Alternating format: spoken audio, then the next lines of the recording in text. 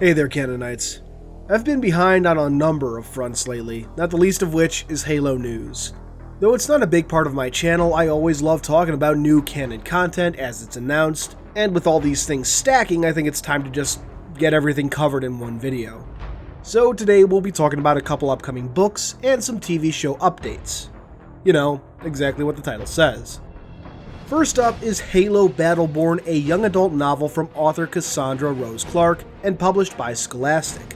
Though this won't be the first Scholastic published book we'll be getting that will go to the Spartan Field Manual coming out on September 25th this year, it will be the first Halo novel aimed at a slightly younger audience than one might normally expect.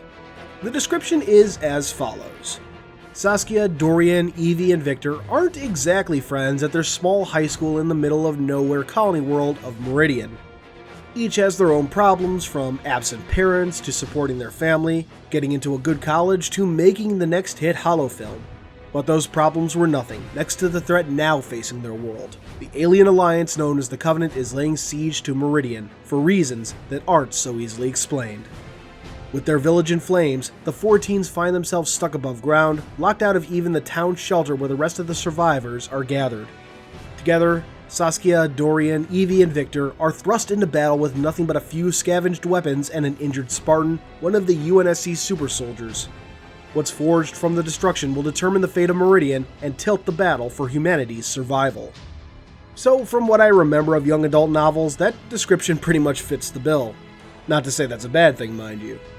When it was announced, I saw a lot of people shy away from the concept and the story described. Not to say that their reasons are entirely invalid, but I think some people are jumping to conclusions a little too quickly just because of the target audience for this novel. I read young adult novels well into my 20s, only really stopping because I had other novels I wanted to read. A book's worth shouldn't be judged by its target audience, and I hope people will give this one a chance. Personally, I'm loving what I'm hearing of this book. While the potential teen drama certainly gives me a momentary pause, we're getting something that I always love seeing explored, the civilian perspective of the Covenant War. I always love seeing how the average citizen views the war, and as we've seen in other media, it can be rather fascinating. For example, in the comic Second Sunrise over New Mombasa from the Halo graphic novel, a citizen talks about how he thinks the UNSC were actually the ones to start the war. We also see something similar to that in Sadie's story from Halo 3 ODST. We shoot at them, they shoot back at us? That's just bad business. Hey, aliens, we're in here! We want to surrender! You in the tank, over here! Who's that pitch? Get down from there! Leave him, Sadie. I'm up and in the back right. We're out of here. That's right, up here!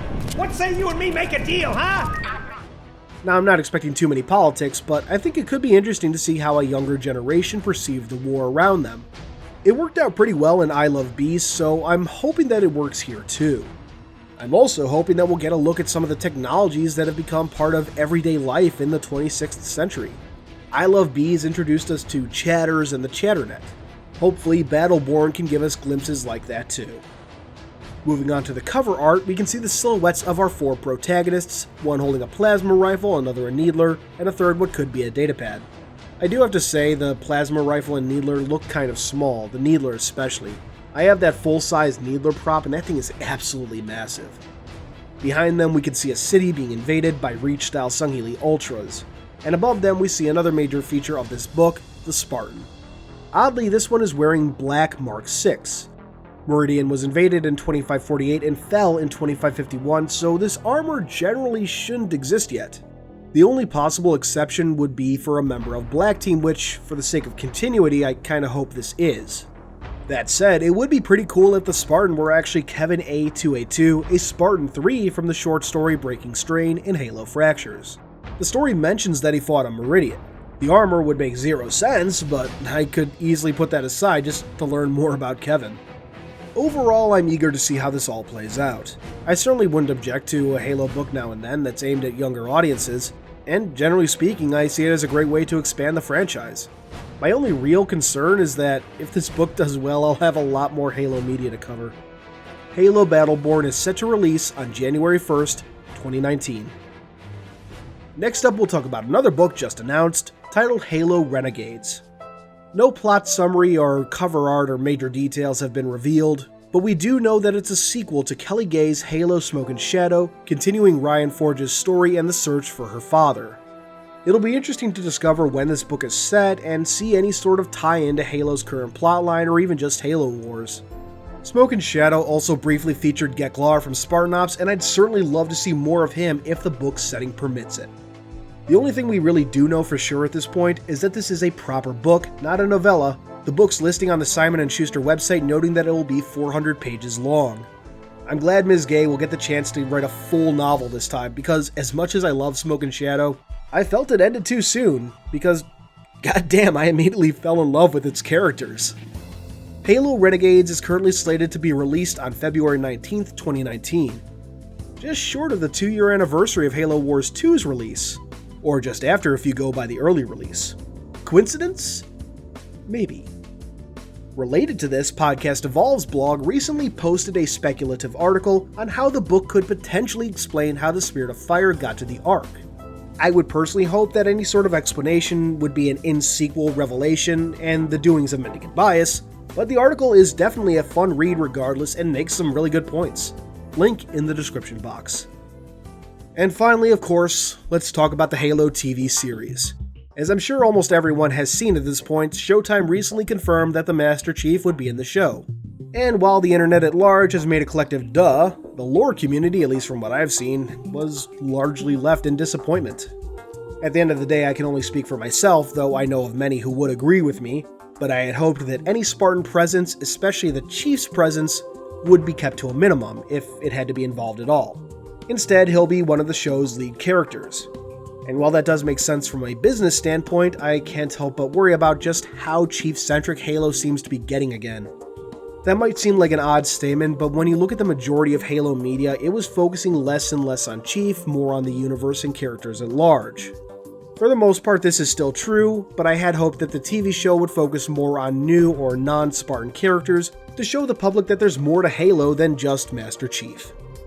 I will say though that there are some positive things that I hope we could get as a result of this decision. As stated, Master Chief is only one of the leading characters, so hopefully we can expect other leads with other perspectives getting equal time with the Chief. I'm also really hoping that we'll get to see Blue Team and other Spartans alongside Master Chief.